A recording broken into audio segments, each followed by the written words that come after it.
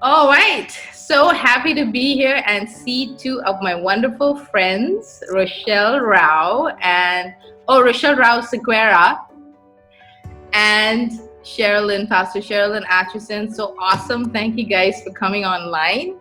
So I have a couple of questions and then we can just move on to just what you guys want to tell the world as we're having this conversation. As whoever is listening in can just be encouraged and, just lift their faith up as they move on day to day, especially during this lockdown.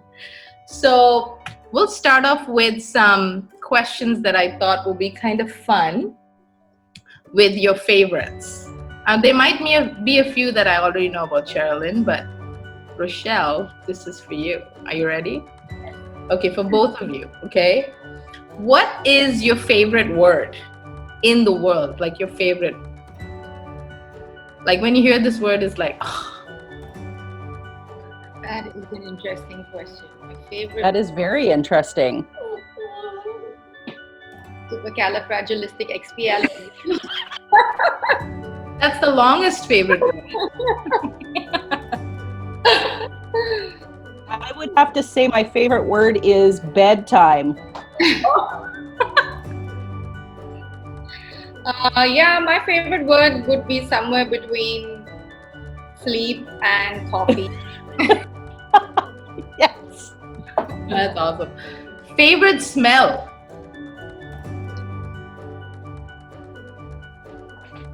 Turkey dinner. Oh. Okay, now she said food, so I'm thinking of food too. My mom's sambar. Aw. Yes. I miss that smell. I miss coming home to that smell. Favorite sound? What's your favorite sound? Quiet. I think one of my favorite sounds is probably the sound of the birds, especially Indian birds in the morning. I don't know, Cher, you remember, it's a different sound. It's different. Yeah. And growing up you guys have been to our old house. It was like we woke up to that every morning. So yeah. That's nice. That's beautiful. Yeah. My favorite sound, there's a time when Anya, Becca, and Sarah, all my three daughters are like in unity and not fighting. And someone says something funny and all of them are giggling at the same time. I love that sound. And then it becomes a fight. But after that, it's not my favorite. Yeah. But just when they're giggling, it's really cute. Okay, so during this lockdown situation, I was just curious as to how you guys, like, what were your first thoughts as soon as you heard, okay, this is going to be a lockdown and it's going to be for a lot of weeks? Like, what were the first thoughts that ran in your mind when you heard that and when you realized that, wow, this is a global situation that we're in? What were some of the first thoughts that ran in your head? Cher, you want to take this? My first thoughts were, I got to keep McCartney safe. Really? That was my first. How do we keep her safe? So before we even knew schools were shut down, I said, you're not leaving the house. Those were my initial first, which probably isn't a great testimony on my part. My first reaction was almost fear. Like fear really tried to attach to me. Yeah. And so those were my first, I got to deal with this. Weren't even letting any of the other kids go to school because they might bring something home. So initially that was my first. Yeah. I didn't stay there, but that was the initial reaction. Okay. I would say the same. I think my first reaction was also like just self-preservation.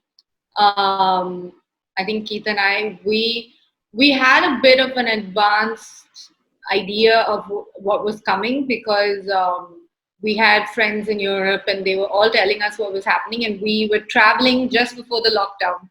We went to the Maldives for a few days, and I remember saying to Keith, even when we went, that we might not even be able to go soon. So let's just go. And like, I don't think the depth of the risk in us going on that trip had sunk in, but the risk of that also when we were flying back and we saw the way everyone had masks on and like, this the way they were scanning us in the airports and everything, that's when it kind of hit us that, okay, when we get home, we need to lock down because we need to not meet anyone because we might have also brought this back with us. So I think our initial reaction was to just get in the house, get things sorted and, lock down. And then a little bit of panic. We were like telling everyone, we're like, guys, you haven't realized how bad it is.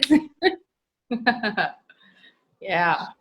Like, and now that we see it, it's really evolved, like from those first thoughts, and now we're dealing with it and we're responding to it differently, based on our needs and based on how things are going. And there was this one phrase that I read, that the absence of adversity, there's absence of progress, right? And today I was just reading the news, and we were looking at statistics and how so we're going to go a little dark here from what we were talking about, but I read that domestic abuse, child abuse, things like that have gone, the numbers have gone high because people are at home and, it's not exactly a safe environment. So as soon as I read stuff like that, I was like, wow, that's harsh. And even centers that could help and things like that aren't available at this time. So, when people face that kind of adversity, and not just like that, I'm just talking about fear and anxiety and stress and, maybe home relationships that are not great at this moment. And it's hard. Like, it's not a great place to be in. But when I read that sentence and when I read that phrase in this book that I was reading, and I just wanted to see what you guys thought about that and how that has probably helped you in your life when you faced adversity. I mean, Rochelle, you're people know you, you're popular in India and around the world, and people love you. And I know you and Keith, and you guys are so amazing and such a great example to people around you and young couples around you. So it does not come, and that success does not come without adversity. That doesn't come without facing trials. And same with Pastor Sean and Pastor Cher. I've seen that firsthand in your life. So I know what you guys have gone through. So why don't you talk a little bit about that and just share how that has helped you just move to a better place once you've just responded to hindrances or challenges in your lives? Go ahead, Rochelle. Well, I think speaking about Keith and I specifically, we've had to face a lot of this stuff right from the beginning of our relationship. We'd only been dating a couple of months when we went on to this reality show called Boss. I don't know if the people who are watching know about it, but it's basically what the whole world is experiencing right now. You're trapped in a house. The only difference is you're trapped with a bunch of people you don't know, and you're on camera the whole time.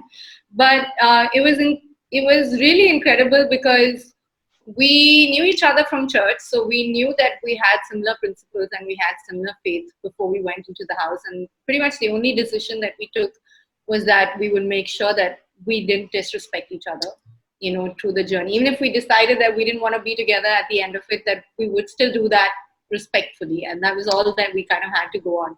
But it's crazy because I think those 2 months inside that house really readjusted my whole idea of who I was. And it also made us get to know each other like on such a deep level, because we had like intense pressure, intense drama going on. And like we found out stuff about each other that you probably wouldn't find out like in 2 years of a relationship in those 3 months. But it's crazy how much it relates to where we are right now. This exact moment. I think before I went into the big boss house, I'd always been Christian in some form or the other. And then I'd been renewing my faith over the years, and I'd had all these great experiences, and I felt so confident in my faith, and saying I'm Rochelle Rao, I'm a Christian, I love Jesus, and like this is one of the foundation stones of my life. And then suddenly I go into this place where I'm not allowed to bring my Bible, I'm not allowed to bring a watch or any connection to the outside world, no prayer book, nothing. All I had was a T-shirt that I snuck in that had 5 verses printed on it. That was it. And I swear, after 2 weeks, there were verses that I'd memorized since I was a little girl that I couldn't remember. I couldn't remember like the words to shine, Jesus, shine. and it was intense. It was fear and anxiety like what we're seeing right now. And I remember at one point just looking at Keith and being like, I think I can't hear God anymore. Like it was just so frightening. But the truth was that it was all the comfort zones being taken away, and my own religious way of being, and a little bit of my pride as well that had gone in. And it was like God being like, okay, if you have nothing except just me and my voice, Right. how am I to, and it was an incredible journey for me to actually get to know God all over again. At that time, just one-on-one, clinging to Him for my life. And right now, I think that that's exactly what God is trying to do with, I think, everybody. Because we're used to community life, whether you're a Christian or not. We're all used to community, especially in India. We're used to a joint family. We're used to back up, And just the fact that the situation is such that everyone's kind of on their own, just with whoever they live with. It's almost like I feel God wants each and every person to go inside and understand what their individual purpose and their individual relationship with God is supposed to be like. So it's scary, for sure, but I think something amazing is going to come out of it. Our marriage came out of it, and it's been amazing. And both of us had kind of a spiritual awakening during that whole process. So these times are scary, but I think the best of us comes out of them. Yeah. Totally agree. That's awesome. It's so great. I think for us, there's lots of hard times that we've had. Even just moving to India from Canada was like, how do we live here? How do we get a bank account? Where do we get groceries? There's so many things that you have to learn living in a different culture. And so, that strengthened us. It strengthened our marriage. And then, Leroy came along, and that gave us 2 kids. And, and then you're learning, where do I get diapers? Like everything is so easy here, so like all of those kind of adversity things. And then, adopting Prashansa and then losing her to cancer. And that was probably the hardest time of our life, but the thing that made us the strongest in our marriage, in our faith, our church family. It just really, and then all of the issues that we went through with the government and possibly losing Leroy and fighting for that, and just learning to constantly give everything over to Christ. Like, even if something happens, you're still a good God. Right. Even if. And then now with this, or then adopting 2 more, Dylan and Trinity, who come from a trauma past, which causes lots of issues in their development, and lots of just behaviors that we're learning how to teach them how to regulate and learning how to just teaching them how to grow up to be successful in life. Right. And I'd say that's adversity. Mm-hmm. And just the strength that comes from learning more. And then this, you know, in Canada, we are not like India in that we have blended families and we all live together, and you know, we're not like that. But there's nothing harder than going. I went to my niece's houses the other day to bring their kids just some Easter crafts and stuff, and there was nothing harder than having to drop this on their doorstep, ring the doorbell, walk back to my car and wave at them from the curb and not be able to hug them. And you know, like we miss our people and we don't live with them. We like our space here, you know? Right. And yet it's so hard when you don't have the option. And yet I feel like we're going to come out of this stronger family units because we're realizing that there are things that are more important in life than just your own little bubble of your home. Right. There's things that are so much, things have eternal value, and that's what we should be focused on. Right. And during this time, I feel like God is saying, you know, like there's no sports, there's no new movies coming out, there's no, you know, like use this time to build your family. Right. And so we use this, and my prayer life hasn't been any strong, like it's so good now because I don't have anything except God. That's it. That's all I got. Yeah.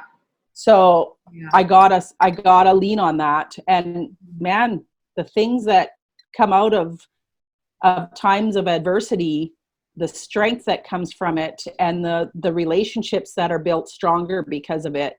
Right. You know, it's awesome. Yeah. And I think at this time, there's so many people who feel pushed to a corner and pushed to a place where they're trying to figure out, you know, how do I face this? How do I look at this? And, you know, I just want to encourage you guys, just face it head on. You know, there's in the book that I was reading, it also said, see it coming. In other words, in James, in the Bible, where it says, consider it pure joy. That verse takes like a totally different meaning at this time when you read it. Consider it pure joy when you face trials and temptations, you know, and it talks about, and if you look at Paul's life, I mean, the stuff that he went through, and he kept facing it head on each time. And I think the secret of that was that he saw it coming, not literally, but being ready in faith to be like, hey, if I want to progress, I need to face adversity. I need to face this so that I can see through it and then move on to the other side. I mean, it's easier said than done, but that's how it is. I mean, looking at what you just shared, both of you shared just now, that was it. Like you faced it head on and you walked through it and knew that you could go through to the other side because you weren't alone. And with Jesus, you can move right through to the other side, you know? And there's this other thing. I mean, as for me as well as a pastor, it's always, I mean, and it's only been 4 years, but when I look back at the first year and I heard someone say this going through a really tough time, and someone told me, can't live off of praise and cannot die from criticism.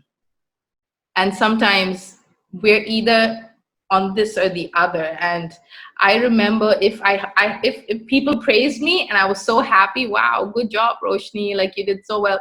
And that would keep me going. And there was a time when that wasn't available, you know? And when the other end is there staring at you in the face, that's when you have a choice that, okay, what am I depending on to move forward, you know, in the face of adversity? What do you guys think about that phrase? Like, can't live off praise and can't die from criticism. Like, can you just share something that maybe you went through that would encourage people? Um, I think just speaking in context with what's going on right now, I think I'd like to encourage people because what happens is because of the social media push that's going on right now, and if you're a Christian, then there's also this Christian thing of everyone expecting everybody to react perfectly and like have all the right words to say. Right. And I think for me, it's exactly what you said. I think we're all kind of always fighting the battle between, trying not to get wrapped up in the praise and trying not to get pulled out by the criticism. And in this particular situation, when it first started, I was hit with a lot of anxiety and a lot of fear because there was so much of information, and at the same time, there was so much of pressure because I had people messaging me saying, "Oh, you're a celebrity. You should tell people to do this, and you should tell people to do that." And then if I posted something, then I had people telling me, "Oh, you're taking sides. You're politicizing this. You're doing this, and you're doing that." And at one point, I was just in bed, and I just couldn't get out of the bed because I was like, "This is just too much." Mhm. Where I'm not able to do anything to help, and whatever I do is wrong, and I don't see the point of doing anything because everything is horrible anyway. It's like this moment of self pity, and Keith was just like trying to encourage me, and my pastor also got on the phone and was praying with me, and he also was sending out a lot of encouragement to everyone in the church. And I just realized in that moment that there's one thing that we have that other people don't have, and that is the hope in Jesus. Mhm. Like that Yeah. even if you can't understand what to do, what's going to happen, you still know that Jesus has got you. And most of my friends and most of the people that follow me on social media are not Christian. So I felt the responsibility to kind of give them that same hope and encouragement. Um, in It was like translating like Christianese to everyone else, and that gave me something to move forward with. It gave me a mission, Mhm. something to do. And I said, okay, let me figure out ways in which I can try and just give this hope, share this hope with everybody. And I mean, one of the first steps was to just stop listening to the negative news. I kind of made peace with the fact that we saw what happened with China, we saw what happened with Italy. It's Yeah. gonna get worse before it gets better. It's just the nature of disease, and there's Yeah. nothing going to be gained by me counting the numbers and dwelling in it. Right. Right. And the amazing thing was the minute I kind of made that decision to block the bad news, so much of good news started to come out. Because honestly, at the beginning of this, we have a beautiful country, but we're not the most organized country. And I did have a lot of fear about how are we going to contain this? Mhm. How is India, the land of people, Yeah. overpopulation, going to control this? And it's been amazing Mhm. see the way that every single state, every single city has come forward, and like the precision with which they've locked down, the way they're helping people, whether it's from the government side or the NGOs. It was just amazing because I've had so much of good news, you Mhm. know, Yeah. in the midst of all of this. And I think for me, that turning point was just deciding that I'm going to do something, figuring out what that something was. And in my case, it's just trying to spread hope and encouragement. Right. And that gave me something to focus on. And in the home front too, it was leading to a lot of us kind of bickering, and just it was just a negative atmosphere at home because again it's so much of fear. And of course for Keith there's that added pressure, and for all the men out there there's the Mhm. added pressure that how am I going to provide for my family and how am I going to keep my family safe. So we did two things. I started cooking because I've been promising him for years that I was going to cook. And so I just decided I'm going to start cooking because anyway, the maid's not here, and I miss mom's cooking. So I've been cooking, and that's been really fun. We've been cooking together. And we decided to do a marriage counseling course as well, um, which has been really great because it's been able to kind of channel the energy, Yeah. Yeah. something that's building us up rather than breaking us down. So I Right. think those were my two kind of ways of dealing with, the balance is Mhm. to find practical outlets and also to find a bit of a mission and a purpose in the midst of this. Right. Right. That's so good. That's That's awesome. so good. Well, thank you guys. That was awesome. And if you're watching this, I just want you guys to be so encouraged. I think if there's something that you have to say, let it be a message of hope. Let it be a message of faith. Let it be a message of love. And let's build each other up. You girls are awesome. Thank you so much.